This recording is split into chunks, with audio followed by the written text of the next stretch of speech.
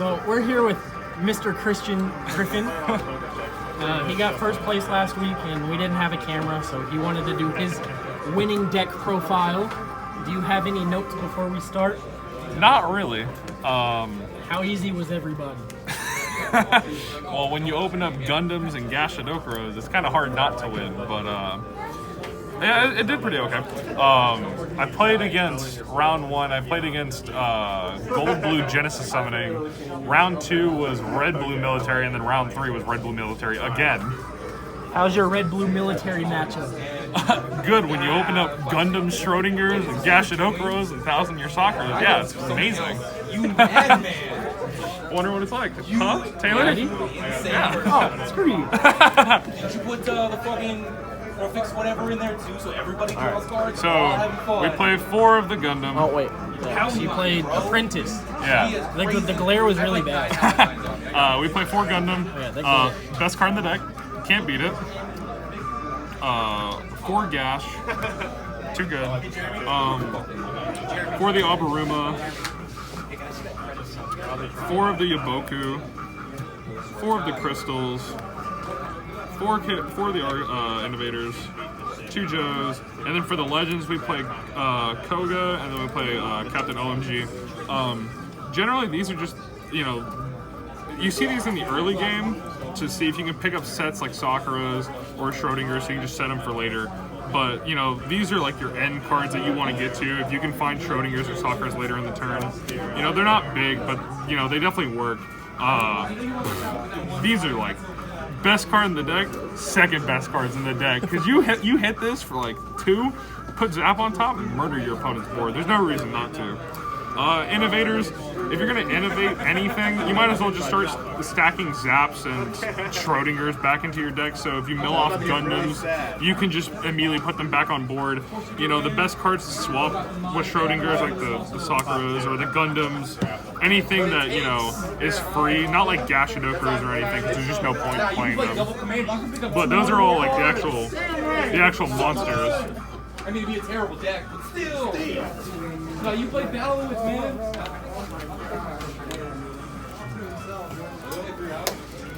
And then for the event spells, we have 4 Sakura, best card in the deck, 4 Shields Up, 3 Zaps. This is supposed to be a Zap, but sadly, I didn't have the 4th one on me, so I just played the winter promo that I got.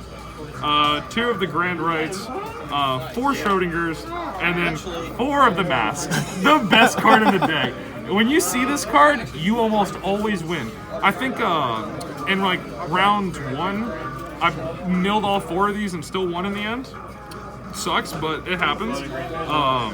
But outside of that, I mean, there's not really much to it, because, I mean, you're not thinking. You're just going to pick up your cards and put them on the table anyways. It's not like you're not going to activate them. You think you would switch to a list where they don't play Gashidokuro and the robot? Or you take out the Sakuras so you don't have to play 4 Hauntings? Honestly, I would probably play the Tatarijaws with the Gundams and the Gashidokaros, only because these cards are just so big right now that the only card that Gashidoka really loses to is Victor in the red-blue deck. I mean, that's the only card that he really loses to.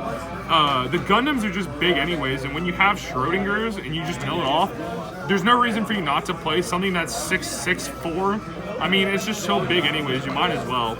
And I mean, in the end, if you're playing the Gundams, the Gashidokaros, and all the set cards, your odds are you're probably going to see these somewhere, and you're only just going to go face if you're playing this, because sooner or later, you're going to see enough of these to where you're going to die.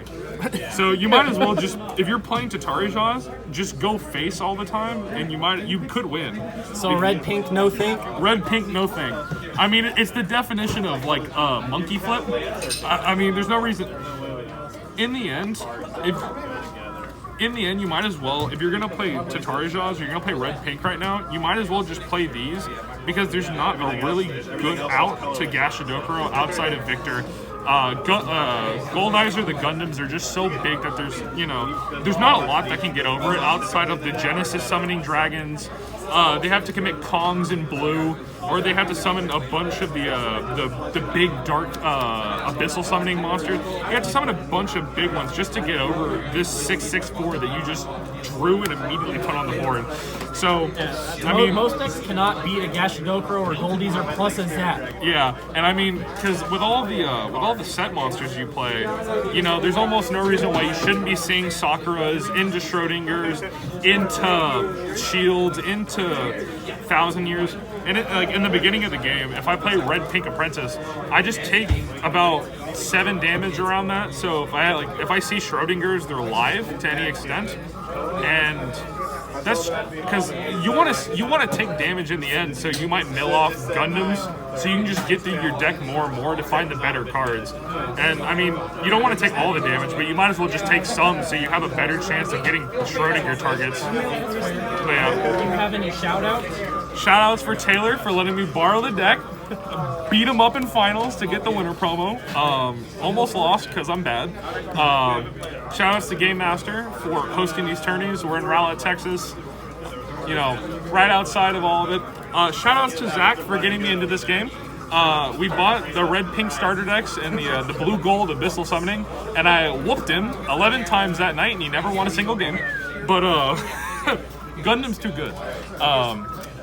I think Gate Ruler is really fun to play right now. When Set 2 comes out, it'll be a lot better because, you know, your opponent won't have to be thinking about, like, if you're playing against Apprentice, you know, you'll finally get to, you know, think. But when Set 2 comes out, Apprentice won't be as good because of all the Abyssal Summoning, Genesis Summoning, and red-blue military decks that come up.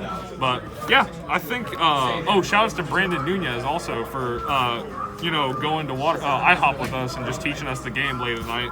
But outside of that, yeah, that's all good. Thank you.